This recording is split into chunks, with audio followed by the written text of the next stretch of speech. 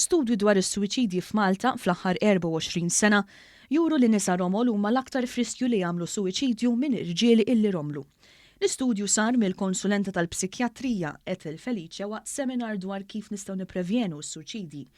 Dan kien organizzat mill-Assoċjazzjoni Maltija tal-Psikjatrika li studjat aktar minn 600 każ ta' suwiċidju li aktar minn nofshom saru minn persuni miż-żewġa. 80% ta' dawn il-persuni kienu irġiel u minn dawn il-każi kważi 47% tal-vittmi kienu miż-żewġa, 4.7% kienu romol u 6.8% kienu separati. 2% biss tal-irġiel kienu fost il-vittmi, kontrast qawwi meta wieħed ikkunsidra li aktar minn 14% tal-vittmi nisa kienu romol.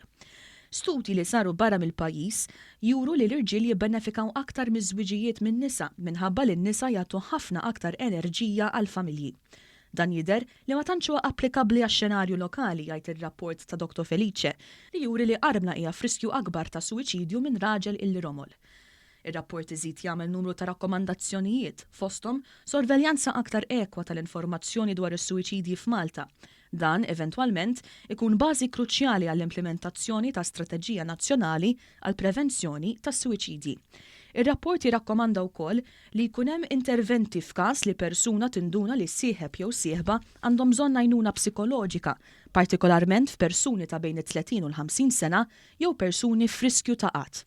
Huwa magħruf ukoll li pajjiżi Mediterrani għandhom rati aktar baxxi ta' suwiċidji minn pajjiżi Ewropej. Iżda fl-aħħar snin, ir-rata ta' suwiċidji f'Malta rat żieda notevoli. Idħol fuq one.com.mt u hemmhekk tista' tara l-programmi kollha li jxandru fuq One permezz ta' One Play.